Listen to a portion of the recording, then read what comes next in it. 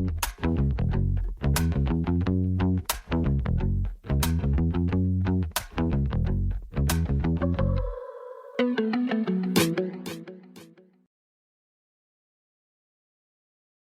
my name is David O's, and I'm your co-host for Mississippi Happenings. Joining me each week is my friend and co-host, Jim Newman. Jim, how are you, my friend? If I were any better, I'd be twinned. All right, all right. As you know, we talk about kitchen table issues that all of us face in Mississippi, and we offer information from experts in the field and with solutions for plans of action. Our guest today is Mississippi House Representative from District 94, Natchez, is Mr. Robert Johnson. Mr. Johnson has been the minority leader of the State House since 2020. He also serves as chairman of the House Democratic Caucus. He received his law degree from the University of Illinois College of Law. He also worked for Mississippi Attorney General Mike Moore and Attorney General Edwin Pittman before starting his own law practice in 1989. Representative Johnson, it is an honor to have you with us today. It's an honor to be here. Thank you all for reaching out to me. Yes, sir. The 2025 legislative session is officially over, and it's been, from what we read and what we heard about, it's been very interesting. So, Jim, I will turn it over to you. Well, let's just start right off the bat with what is happening immediately. Representative, you attended a hearing yesterday with the Fifth Circuit, I guess. Yes. And over the redistricting. Can you tell us what happened and what's the outcome? Sure. So the hearing yesterday was called because the NAACP, ACLU, and the plaintiffs that brought this redistricting case had objected to the plans that were approved by the House and the Senate. And essentially, the reason for the lawsuit was that it was acknowledged and it's discovered, and after litigation was ratified by the court, that there are areas in the House and in the Senate where Black voters are not having their vote, one man, one vote, maximized to the extent that they have a fair chance of electing a representative that would represent them. And the one House district that the court approved for change was House District 22. And that plan, even though the court had approved a plan that both parties had agreed to, the court always allows the legislature to draw a plan that's consistent with what the court ruled. Well, the House said that they did that, but the plaintiffs said they didn't maximize it. The House plan, the court's plan would have required a restructuring of about 8 districts, including the one where the change would be made. And the House required 5 changes, would essentially be like a coin toss district. It didn't offer a real practical or a realistic chance for African Americans to maximize their vote. In the Senate, it was more extensive than that. And so the court heard the arguments from the plaintiffs that essentially said, would you please force the House and the Senate to draw plans that are consistent with your ruling? And the defendants, the people representing the state and the Republican Party, said they have done all that is necessary, that the Voting Rights Act, Section 2, only requires you to have a reasonable opportunity. Their argument was that it doesn't have to be a guarantee. And the court, through its questioning, essentially said, we're not looking for a guarantee, but we want a realistic change. And the argument was they didn't think the House, not the court hadn't ruled yet, but the plaintiffs, the House and the Senate didn't do that. So it really comes down to a fair chance versus a guaranteed outcome. Right. And the court, through its question, essentially said there's got to be a position between an opportunity, a fair opportunity, and a guarantee, which is what the court is looking for. They essentially said, I think that the Section 2 essentially wants you to do more than just give an opportunity. They want you to give a realistic opportunity. And the court I'm not so sure that the House and the Senate did that. And so they're going to go back, and we expect to have a ruling in the next week or two, because the Secretary of State and the circuit clerks have said they have to have the actual plans in their offices by April 25th in order to redraw, how they'll run the elections, where to set up boxes, where the precincts will be, the organization to get the election ready by, I think the deadline for the election will be June. So the court is trying to get something done prior to April 20th. Because if they don't get it done, I'm not sure that, I think April 25th is correct, but the ballots for overseas military that are eligible to vote have got to go out. And if they don't, then it gets pushed back. And nobody wants to have a Christmas. That's exactly right. You got it, Jim. That's right. That's right. Which goes back many years. Mr. Nunley from Tupelo. Yeah. I gave a lot of consideration to running in that race against him. And I've always felt I could have beat him. Yeah. But I was just not prepared to spend the last 2 weeks, or the week before and the week of Christmas, campaigning. I just did not think that was the right thing for me to be doing, and I just refused to do it. Yeah, so, well, I agree with you. As a person who's run a number of them, that is not a time that I'd like to be running. No, it's a time to be with your friends and sure. Along with that, tell me how you feel. How did the Mississippi legislature finish up the year? I know that we got some betting done. I know that we can ship wines in now.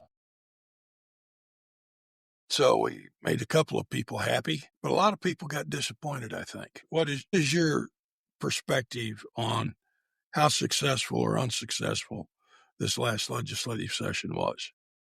Well, I was fairly disappointed. And you're right. We did get direct shipping of wine to a certain extent, which is, it's not monumental for a state that... That was for probably 5 of us. Yeah, right. I mean, a bottle of Bogle or a bottle of Freak Show. I mean, they I like good wine, but they're about the same. I don't need to order any, somewhere. But, I just, I'm fairly disappointed. I take my job seriously, and I think there are a number of people in the legislature who do. And we have a responsibility to do our job. And I don't think we did our job. It pains me to think that we left and didn't finish a budget, and we're going to hand that over to the governor to decide when and how and what we'll consider when we come back. And I just think that's a bad way to legislate. And I also am disappointed that even though you have Republicans and Democrats in this state, that I am disappointed, and we get accused of this, but I think it's far more orchestrated in Republican circles, that they, you're more concerned with reading from a playbook that somebody wrote in some think tank out of Washington instead of focusing on the needs of the people of the state of Mississippi. Now, people talk about us having a surplus that was pretty much accumulated as a result of COVID and Democratic policies like American Recovery Act that President Biden passed. The state got a ton of money through those 2 programs. And we've essentially funneled that money politically to places that we, that are on the right side of the politics of the leadership in this state. But then we come back, even though we know that's one-time money, and say, oh, we got a surplus. It's time for us to do a tax cut. And how do you do a tax cut in a state that, even though we've made some improvements in education, we are still so far behind in our public education system and funding actual infrastructure? I'm talking about schools where you actually have access to wireless, or where kids can actually work on a computer or actually have computers on their desk, or have classrooms that are sufficiently heated and cooled, or where they're not ceiling tiles falling out. People, when we talk about improvements in education, there's still a whole lot of work to do.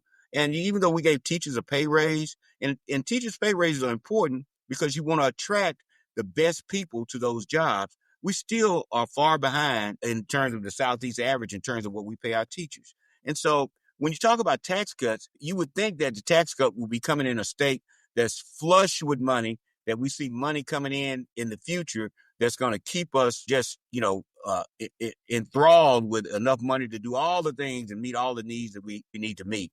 We are at the, I mean, you all talked about this beforehand, but it's well known, except when you talk to the governor. The governor, I don't know where he gets all these flowery, we're doing so great. And he makes it up, I guess, but at every indice that you look at, we're last in healthcare, we're last in economic growth, we're last in education. I mean, when I say last, we're in the bottom 5. We're last in infrastructure. But the most important thing is education and healthcare.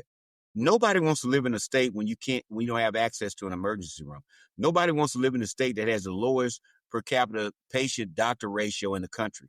People want to be somewhere where they can take care of their health and when they have the opportunity to build something for their families. And we're not doing that job. Tax cuts instead of focusing on the things that people send us down here for. Public education, public health, public safety, and public infrastructure. Just do your job and we can take care of that. But instead, you got people who want to read from a playbook that may work in Texas, that may work in Florida, but it's been done in other places. It hadn't worked in West Virginia. It's been a disaster. It hadn't worked in Arkansas, these tax cuts. It hadn't worked in Arizona. And God knows that Kansas is the best example. Even Republicans have to admit it was a complete disaster. And so why do we keep following a playbook that doesn't work? And so I'm just disappointed that we did that. And so now we're stuck with the governor calling us back, and he's just having his heyday with this. He's asserted that, well, I'll look at what budgets we need to take up first. How about we just take up the whole budget and take care of the business of the people of the state of Mississippi? And then he wants things that failed. I think I'll put school choice back in there, and I'll look at the Parents' Bill of Rights and maybe the Tim Tebow Act. All of those things failed. They were fully vetted, argued, and debated, and they failed. But the governor wants to bring us back in a special session so he can push that down our throats. I just hope that Republican leadership have the courage to come in and say, thank you for sending us back to take care of our budget. We've reached an agreement. There's other stuff. You can leave it out. We're going home.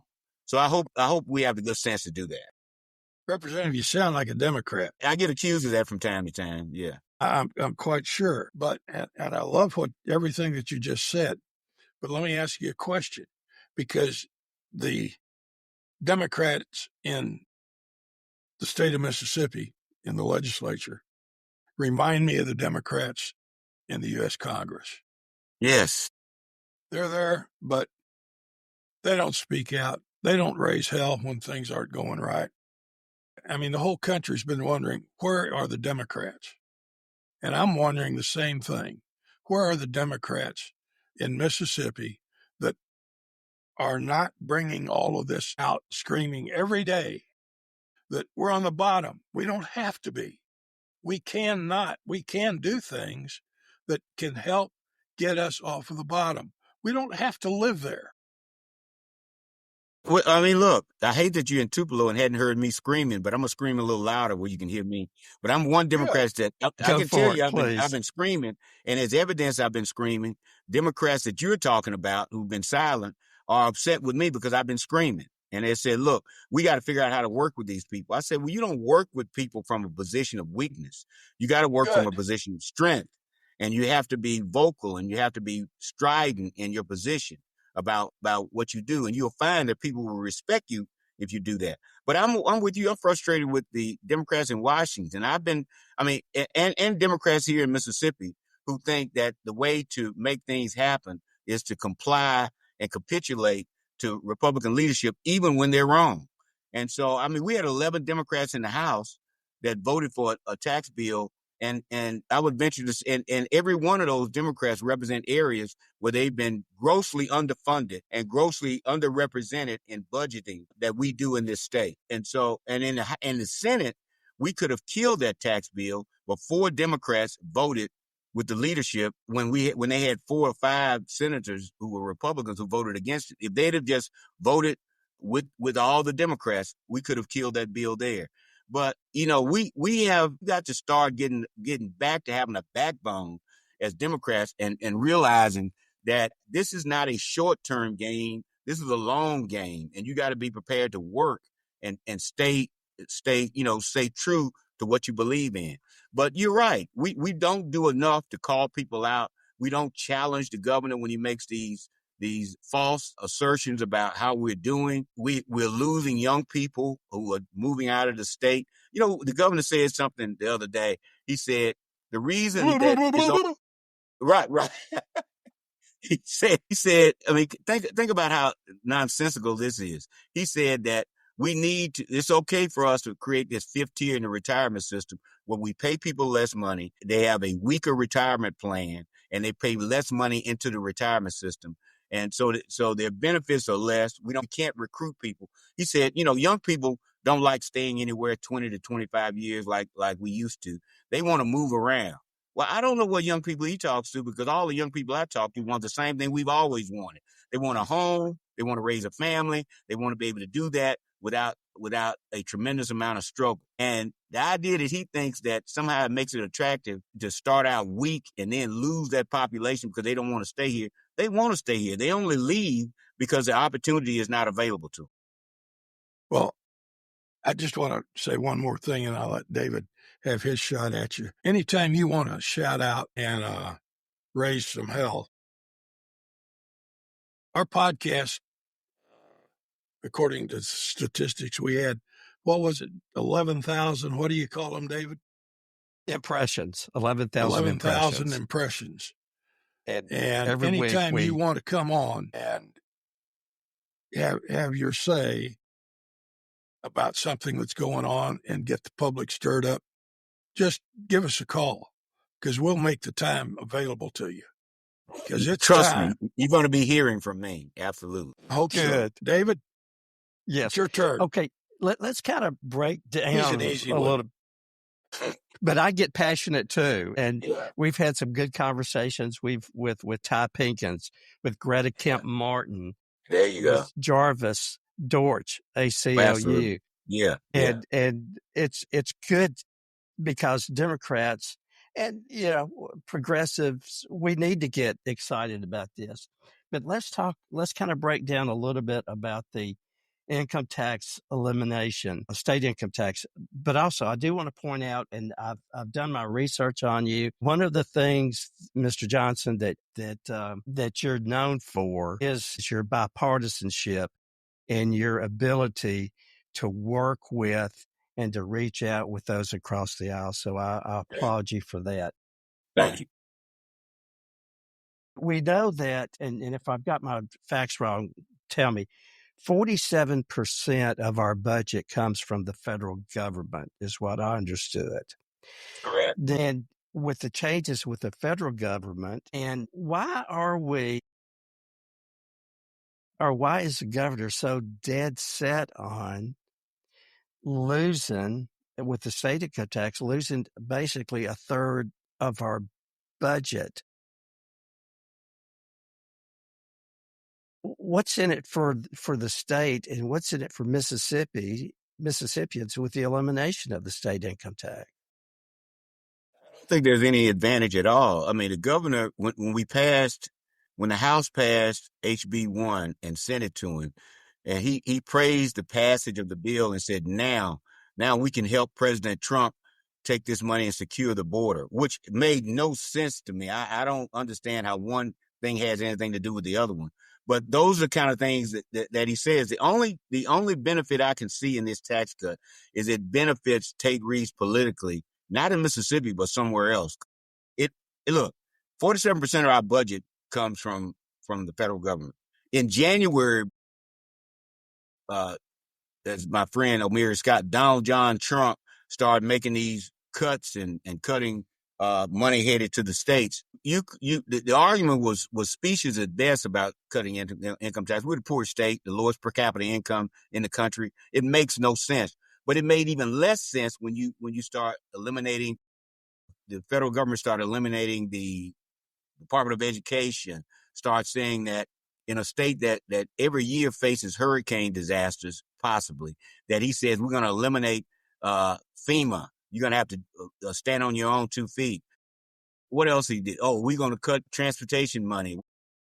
We're going to cut Medicaid in $880 billion, which means that Mississippi, which is a 90% state, 90 to 85% in terms of federal funding, will probably go to 50%. We're barely getting by keeping hospitals open now. I don't understand for the life of me that at that point somebody should have said, okay, let's pump our brakes and see how all this ferrets out. Let's see what the president is actually about to do. But nobody did that. At least the lieutenant governor had the good sense to say, hey, maybe let's look at this and hold on for a minute. And then towards the end of the session, he actually said, when people asked the House, which is famous for its Christmas tree, that's how they get votes. They pass out these $500,000 little tokens to communities that actually need about 20 million. And everybody goes home and says, well, I brought a little money home. So they asked the lieutenant governor, what about the projects bill? That's what they call it. And the lieutenant governor actually said, which I have been saying and other Democrats have been saying, how can we talk about spending hundreds of millions of dollars when we're about to cut $2.7 billion out of our $7 billion budget? We can't afford to spend money on your little projects at home because we don't know if we're going to have enough money to run the state. And so Nancy News I have no idea. Out. I have no idea why the governor doesn't see the lack of wisdom in doing this. And then we exacerbate the problem by making a mistake in the bill that said that if the next year's appropriations is 85%, we have an 85% surplus, that's when the trigger will pop in. We changed that accidentally to a 0.85%, which means that we could be cutting taxes and cutting our budget tomorrow if the law went into effect. But they sent it to the governor, he signed it anyway. So none of it makes any sense to me. But it makes sense if you okay with maintaining the status quo. The vast separation of wealth in this state, the poor will stay still poor and even poorer, and the rich will, at the very worst, will maintain their status as it is, but they'll probably grow. This tax cut is regressive. People who are in the top 1% will realize like a $42,000 a year on average savings in income tax. People in the middle income, which is our average is about median income is about $42,000 a year, they will realize a $25 a year savings, which is about $2 a day. And the poorest people will realize about $42, people in the lowest income brackets. But we do that on top of, we say we're going to lower grocery taxes, but nobody talks about this, but we're also going to raise taxes on other consumer goods and raise the gas tax in a state that has no mass transit, that people are barely able to buy gas and go back and forth to work, in a less than living wage job as it is. None of it makes any sense. It just it just continues to knock the legs out from any opportunity to grow and do better than we can do in this state. Thank you for that. That's a short answer, by the way. Well, let me follow up with that, with the other side. Why would anybody want to come to Mississippi? Why would a business want to come to Mississippi? Well, and you can use 8 or 10 words. I don't know why they come, except whenever we want to attract a business, we just give away the farm. Continental Tire is probably mad as hell right now because we said that one of the things we gave them as an incentive is that they could keep the income tax that would be collected from people who work for them. So now they won't be able to get that. But we just give away everything. I mean, we built a battery. We did an economic development project in Marshall County to build a battery plant, and the state spent close to $300 million just doing site development to get it ready. Spent $20,000 an acre on barren land to buy 700 acres. I mean, you essentially come in and have everything you need to build a business handed to you. But we don't do anything for 3 or 4 generation homegrown businesses, homegrown industry in this state. Not a thing. Think about if you invested in what you already have here, who've been able to survive bad economic times for generations. If you gave them some incentive, they could build. I told somebody, if you gave Adams County $385 million, we could build a new city in Adams County, let alone create jobs and economic development. But, why would they come here? I don't know, because, one of the things that people always talk about, how do you incentivize businesses to come here? Let me tell you what every industry I've ever talked to want, and we proved it because that's how we spend our money. They want a working infrastructure, highways, roads, bridges. They want water, sewer that works. They want good health care because their employees want to be able to come somewhere where they can be taken care of. And employees, because they're going to have to ship just about every industry that employs more than 300 or 400 people have to ship half of those people in here. They want to have good schools. So why wouldn't you invest your money and time into making sure those things are fortified? You would already have cheap labor. People would come here if you had those, because we don't pay people that much money. And even if you created a good job, say an $80,000 a year job, that job would probably be a $120,000 a year job somewhere else. They would love to come here, but you can live like a king on $80,000 a year in Mississippi, and we could attract people here. But instead, we continue to keep people poor. Do you know we haven't done any economic development west of I-55? I don't consider Continental Tire one of them, because all the resources are concentrated just in Clinton. But in 30 years, we hadn't done that. We did invested site development money from the governor's office. I think it's Union, Perry, and one other county in East Mississippi. They have invested more money in site development for economic development in those three counties than they've done in the entire Delta. That is just, that's abhorrent. That's criminal. You are as strong as your weakest link, and you continue to make people who fervently want help and fervently want to stay in their hometowns, and they want to work there, and you purposefully won't create opportunity and jobs there. And I say they, because I don't control the purse strings. The Republican leadership in this state, which has been the leadership in this state for a couple of decades, they control that, and they purposefully don't take care of the people that need to be taken care of. Well, it's time for change. Yes, it is. Let me ask you quickly about PERS, the Public Employees Retirement System. Did anything happen with that in the past session, or did it get pretty much tabled? Well, you pretty much got it tabled, which I don't think was a great idea. But one of the things that was in the original tax bill was we're going to take the lottery money, take it away, because we were raising the gas tax. We're going to take the money we were giving the roads for maintenance, which was about $180,000 to $100,000 a year, and divert that money to the retirement system from lottery proceeds to solve what has been acknowledged as a $25 billion deficit problem. So, but that wasn't included in the bill that we gave the governor to sign. And then, but there was something there about creating a fifth tier, which essentially says people can pay into the retirement system, pay a little bit less, and part of that money would go into a private IRA or retirement plan that some private, entity manages. But the benefits that they would be promised, the benefits that they'd be entitled to, would be less than the people who are currently in the retirement system. So that did happen. But let me say this. It's an illusion. It doesn't do anything to help the problem. And, we have leadership in this state that brags about in the last 5 years that they have been able to eliminate over 2,200 state employee jobs. And so if you have fewer people paying into the system than the people taken out of the system cannot sustain itself that way. And let me say this idea of shrinking government by laying off or firing state employees is a fiction. Because you know what happens, don't you? That we don't stop providing those services. Those people don't stop working. We privatize those jobs. Somebody's buddy creates an industry. I'll give you a perfect example, like child support. We ran all that through Department of Human Services for years. And now it's private. It is contracted out to an organization called Maximus. Same employees. Those employees didn't lose their jobs. They just end up working for that private entity, but they don't have the health care that the state provides, and they're not in the retirement system anymore. This idea that, we got rid of those employees, we're saving the state money. They're not. That money is being spent, but it's going in somebody's pocket, and your retirement system is losing the benefit of having those 2,200 employees that will be keeping the retirement system going. If people would I tell people all the time, if you would just read, it doesn't take a long read. It's a short read to understand that these people are lying to you. And we need change. We need to get leadership back. I mean, private prisons. The private prisons industry, we're spending tons of money with them.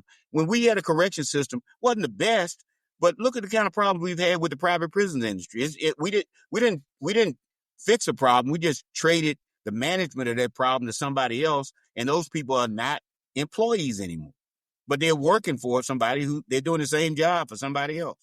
So, no. It's just, if people would just sit down and use common sense As a lawyer, one of the arguments I make all the time is that the law recognizes what common sense tells you. Well, legislation is good because it recognizes what common sense tells you. Common sense tells you how to take care of your business. It's not a complicated process we have down here, but there's a lot of selfishness and a lot of self-promotion that gets in the way of people doing their job. Just the concept of a prison for profit is just unimaginable to me. I don't get it. I don't understand that. Look, when I started practicing law, you could go to a judge. The judge in your community, the judges knew everybody. You knew everybody. The judge would say, "You, Miss Mabel's son. Well, I'm gonna tell you what. I'm gonna, you committed this crime, and I'm gonna give you probate. I'm gonna give you a chance in the next 2 or 3 months. If you don't get yourself straight, I'm locking you up." And that was a great incentive to people to straighten themselves out. But the second or third year I was in the legislature, we passed the 85% rule, and I'm like, what? Why are we taking the discretion from judges to be able to manage their docket and be able to tell people we won't, keep from filling up our prisons? And then, a year later, we passed the act for private prisons. So we have an 85% rule saying we're being tough on crime. No, we're not. We're just guaranteeing that we can fill these prisons up for profit. And so it is just the spirit of it is wrong. The idea of it is wrong. And there's no good that can come out of it and tearing our state up. That whole concept, that whole selfish privatization and people having flesh for profit, because that's what it is. You're taking human flesh and making profit off of it. We just, it's just a bad thing and it's hurting us all around. We take them from other states. Which is take them from other states. We take them from other states. A prison down in Natchez on Highway 84 is just filled up with alleged illegal immigrants. Essentially, we just, we look for an excuse to pay somebody to house, people who have been arrested, from other places. They're not from Mississippi. They're from all over the place. Let's talk about healthcare for a little bit. Sure. Every year, Medicaid expansion seems to come up. And the numbers that I look at is that Mississippi is leaving money on the table every year by not accepting those federal funds to expand Medicaid. What's your thoughts about healthcare and also about expanding Medicaid in Mississippi? At the outside chance that there are Republicans who listen to your show, and I hope they are, I will explain that because they think that somehow Medicaid is some giveaway, that we just giving money away. And I tell them all the time, Medicaid recipients don't get money. They get health care. It's like with your automobile. If you maintain the oil and you make sure the tires are straight, it'll make sure your car will last longer. It'll serve you better.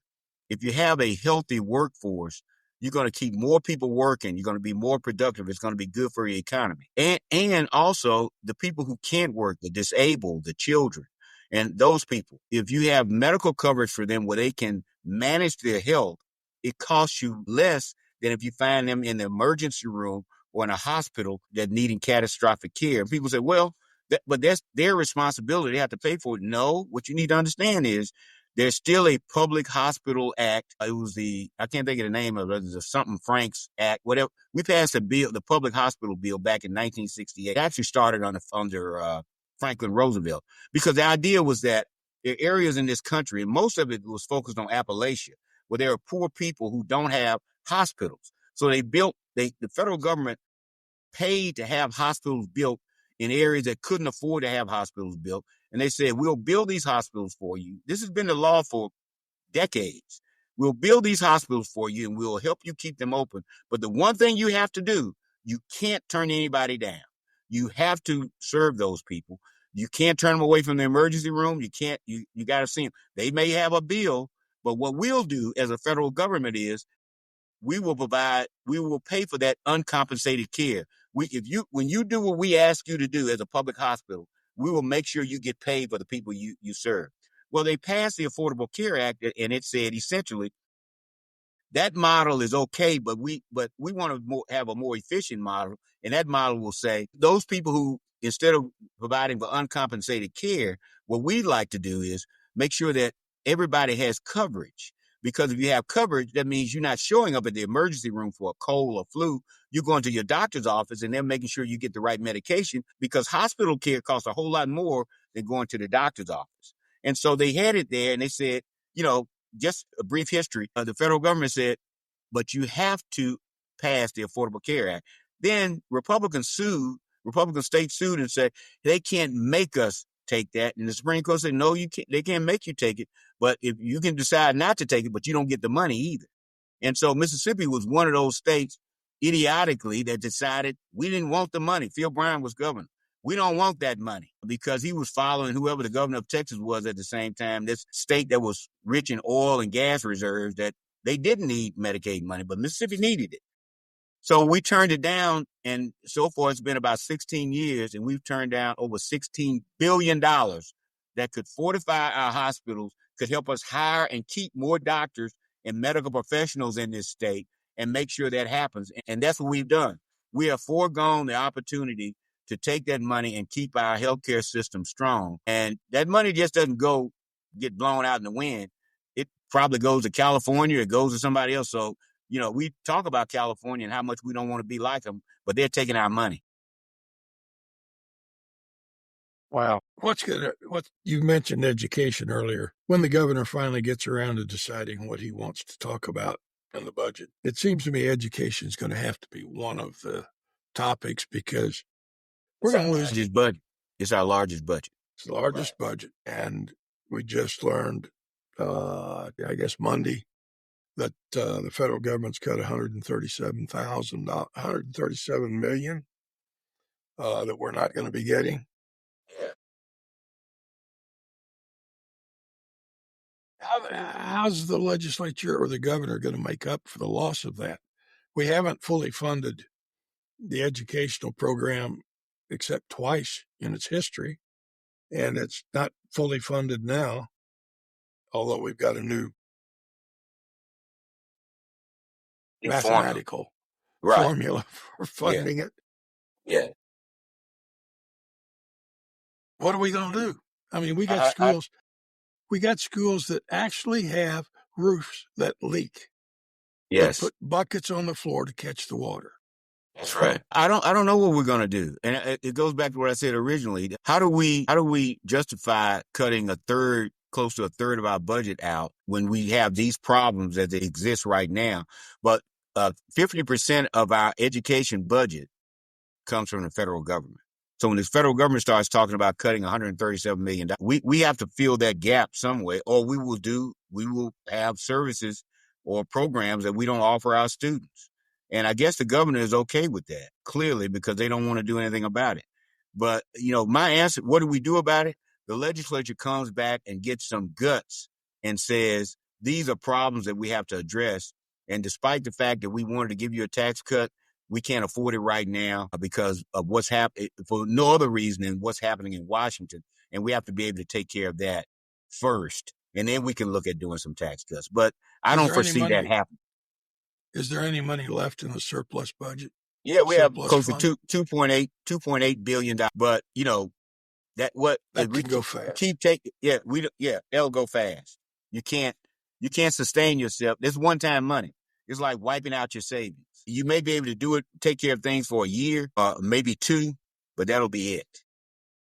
Because think about it, if you're not collecting income tax, there's a whole revenue stream that you don't have anymore. And I asked the chairman of Ways and Means, so we'll take care of that with growth. Where's the growth going to come from? Grow where? They think people are going to buy extra ribeye steaks or something. None of it makes any sense. It sounds ridiculous, but people need to know that's exactly the answers to those questions that I got on the floor, and there are no real answers that anybody's providing. This has been so much fun. Yeah. I love it. Go ahead. Yeah. I was just saying, this playbook, we've seen it happen in Kansas. Kansas went bankrupt. Republicans had to come back and repeal the law. They had to come back and undo what they did. But it took them 10 years to relent and say, oh, okay, it's a disaster. It's been a disaster. We got to fix it. So, it makes no sense. Representative Johnson, we love your passion, and we do share your passion for this. And we've kind of hit on points of this, but I do want to bring something up. The U.S. News and World Report ranks Mississippi 48th, and this is the list of their best states ranking, from 1 to 50, and we are 48. We are number 50 in healthcare. We are number 50 in the economy. We are number 48 in infrastructure. We are number 45 in physical stability, 35 in education, and 35 in opportunity. I think we've touched on a few of those things, but these are some of this is how they rank us as, the bottom, the bottom of the bottom. What's your thoughts about this? As why Mississippi is ranked as one of the poorest states, if not the poorest states in some areas? I think the part of the problem, and because we need new leadership in the state, and the reason people don't see the urgency of the leadership is because I think most of our attention is focused in the capital city metro area. You look at the city of Jackson has terrible streets, but the highways and roads around Rankin and Madison counties in those areas, DeSoto County and some places on the coast where our population is concentrated, people don't see the urgent need that we see in other areas. And so they don't, they live sort of in a Pollyannish kind of, it's like, I don't even know what happens in Greenville or Greenwood or Fayette or Woodville because I don't go to those places. But when what that ranking is based on the fact that there are areas in this state that are sorely in need of infrastructure, healthcare. I mean, I don't think there are places in the Delta that there's not a pediatrician or OBGYN. And I'm talking about for 100 or 120 miles. And so those things factor into those statistics, which is why I say our problems are not that complicated. They're right there in our face. You could solve those problems in the Delta with healthcare and bring those numbers up. If you would just expand Medicaid, $1 billion a year in the state of Mississippi could change the whole outlook on healthcare and the economy if you would take that money. And on infrastructure, we concentrate that area. There are areas in the state, the northern area highways and southern area, they have spent in the Delta and central Mississippi, where most of the minority population lives. In the last 10 to 15 years, the last 20 years, we've spent 1/3 less in that area, in those areas, than we have in other areas of the state. In the last 5 years, and I'm going to do research back, we spent 70% of the money that the state spends on infrastructure and economic development has been spent in majority white counties. Only 25% of the money that the state has spent. We spent a ton of money has been spent in counties that are majority African American. And so when you see those numbers, there are people in the states that would live in certain areas say, oh, that can't be true. But those of us who live in those areas that have been neglected understand that those numbers are terribly skewed because the gap is so wide. And let me tell you, it would take half the money that you would spend to do something in DeSoto County or Madison or Rankin County. You could spend half that in Jefferson or Cleveland County and get a whole lot more result out of it because the ask is so low. I mean, you can live with less income in those areas if you just provide a decent job, a decent opportunity. And we could do that. In the last 5 or 6 years, we've had enough money to concentrate on those areas, and we could do that. Now, the governor's office is suddenly saying we're beginning to refocus our attention on the Delta in those areas. Well, that's 20 to 25 years overdue.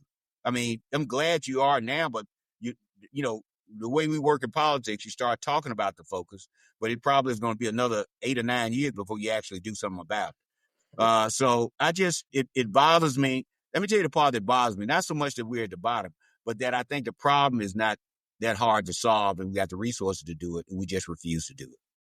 We could solve those problems. Gotcha. And I live in DeSoto County, which is close to Tunica County, and Right.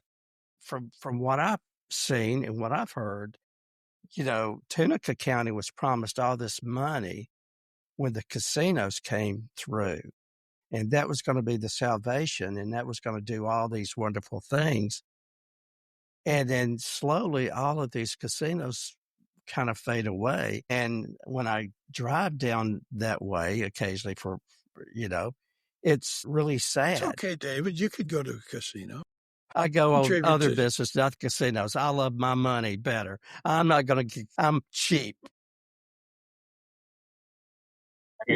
I don't, but anyway, if people go to the casinos, I love it. That's fine. But that ain't me. I like my money, but why has, and let me throw this out. It appears that since with the Delta being ignored all of these years and continue to be ignored, is that a type of Jim Crow-ism? Yes. Yes. I mean, Okay. that's, to put it mildly, it definitely is. I mean, even when you consider casinos in those areas, I mean, we could have diverted more of the casinos that income that came from those particular areas to those areas.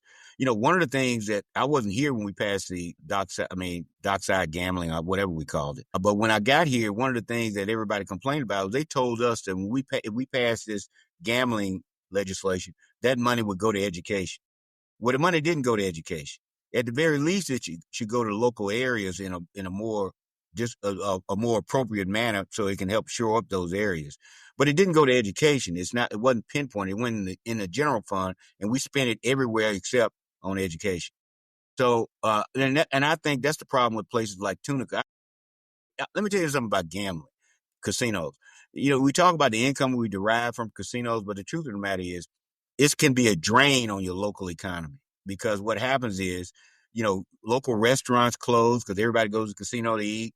People who gamble, you think most of them would be coming from out of town, but they're local people. So people are, losing their houses and their family savings because they have a gambling addiction. So gambling is a specious way to build your future. And, it's not the most reliable way to fortify an economy. But at the very least, if you're going to have it, wherever the casinos are, let more of that money go to those areas. When I was chairman of transportation, we had a casino roads bill. We had to fight like hell to say, look, that money, people are going back and forth on those roads going to casinos. Some of these are small towns like Natchez and Tunica. Let's take a portion of that money and commit it to at least fortifying the highways and stuff, so we can actually have an infrastructure that we can attract some industry some other way. But people just don't. I mean, we don't. It's like we get to the Capitol and lose our minds. It's like, people stop thinking, and so it's that part of it is a problem. We're at the bottom because we see a problem and we have the resources and we don't commit to doing something about the problem. It's just not that complicated. Understood. Jim, what you got as we wrap it up? I was just thinking about my own representative who lives 2 doors down from me. And I don't mind calling him out. Shane Aguirre. You may know him, Mr. Johnson. I know him. I guess he's been down there almost 12 years. I think maybe 3 terms. He hadn't done a damn thing. And I'm gonna tell you, he knows what to do, but he toes the party line. I look at him sometimes. He look at me. He doesn't say anything, but I know he knows what's right. I know he does, and not to point out anything, but there are times when he voted against his own interests in order to follow the party line, and that's regrettable because he's a good person. But I'm just telling you, sometimes it just shocks me. We got women who have voted against the bill for equal pay for women because the Republicans didn't want to pass it. It seems like that's one thing that we have in Mississippi. Our own voters vote against their own interest. When we think of expanding Medicaid is not just for, African American. No, it's for poor white people. And for working people. That's what it is now. That's what it's for. It's for poor working people or elderly, disabled, and children. That's it. If you're not poor and working, if you're not disabled and old and you're a child, you can't get Medicaid. Yep. But Representative Johnson, it's been great having you. And do you have any last words for us or comments or anything? Well, you said something earlier that I would like to point out. I'm not a antagonist. That's not my job. But I do think it's important to point out things that I think that people need to know and make sense. And you said I do have a reputation, in fact, sometimes to my detriment, of working across the aisle. But I don't work across the aisle just by saying I want to agree with you because you're in leadership. I try to bring people to the table to talk about everybody's interests and everything gets covered. And I think we need to do more of that. And I would encourage everybody out there to elect people who represent their interests and hold them to that. And I would also like to say to people, register more people to vote and be a part of the voting populace. Do more to get out there and make a difference. Every vote counts. If you didn't think every vote counts, look at what we ended up having in Washington because people just didn't go out to the polls. And if you like what's happening, you're in a minority. If you want to see something change, let's get out and vote. It makes a whole lot of difference. Jim and I will give you an amen on that. And also, just as a side note, since we did talk about the state income tax, I did reach out several times to Senator Josh Harkins, who is the chair of the Finance Committee. I have reached out to him, and hopefully we will hear back from him because I wanted to also get his take on this as well. Yeah, that'd be great. That'd be great. Thank you. Jim, what you got? There's a lot of tariffs going on right now, and I heard a piece yesterday, I don't know where it was, but it was from Milton Friedman, and he talked about a pencil and the thousands of people that it takes to make that pencil, from the wood to the lead to the paint to the little brass thing that goes around at the top to the eraser. And it brought back to me the old saying that so many of us have heard, that it takes a village to raise a child. Well, it takes a village to make government work. And a village has to work together to make that happen. That's right. And we need more of that. Yes. For your work, I appreciate everything you've done, Mr. Johnson. Don't give up the ship. It's worth fighting for. And we'll be right there with you. And like I said, if there's an issue you want to come on and talk about, you know how to get in touch with us. Come on. I'd love to hear. Come on. Well, with that, once again, Representative Johnson, it was great to have you here. It was an honor to have you here. Jim, good to see you. We do appreciate our viewers, our sponsors, and we do want to leave you with this message. May we never become indifferent to the suffering of others. Thank you. Thank you all for having me. Look forward to doing it again.